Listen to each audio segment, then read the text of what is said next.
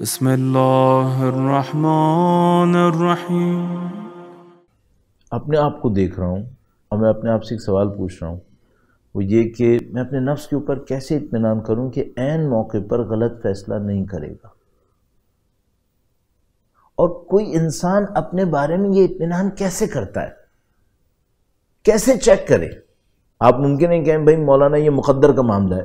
عزیزان محترم، کیسے ہو سکتا ہے کہ یہ معاملہ مقدر کا ہو؟ اگر یہ میرے ہاتھ میں نہ ہوا، یہ سمجھ لیں اوپر سے طے ہوا ہے جس میں میری کوئی دخالت نہیں ہے، تو پھر ثواب کس بات کا رہا؟ پھر عذاب کس بات کا رہا؟ عقاب کس بات کا رہا؟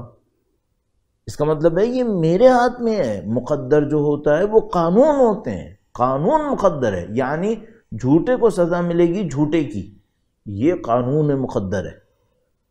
سچے کو جزا ملے گی سچے کی، یہ خدا کا بنایا ہوا قانون ہے۔ جھوٹے کا انجام یہ ہوگا، سچے کا انجام یہ ہوگا، یہ سب مقدرات الہیہ ہیں۔ اب میں سچا بنوں یا جھوٹا یہ میرے ہاتھ میں ہے۔ قضاء و قدر الہی کا مطلب مجبوری نہیں ہے، مجبوری ہو تو معاملہ ہی ختم ہو جائے گا۔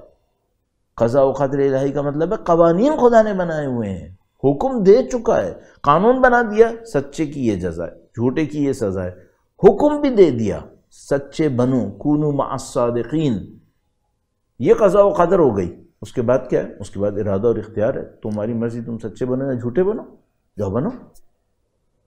اور مرضی کا مطلب کیا ہے؟ مرضی کا مطلب ہے تم سچوں کے راستے پہ چلے تو سچے بنو گے، جھوٹوں کے راستے پہ چلے تو جھوٹے بنو گے۔ اب کوئی آدمی یہ کہ میں شروع میں جھوٹوں کے راستوں پہ چلوں گا، آخری لمحے میں سچوں کے راستے پہ آ جاؤں گا، یہ قوانین کے خلاف ہے۔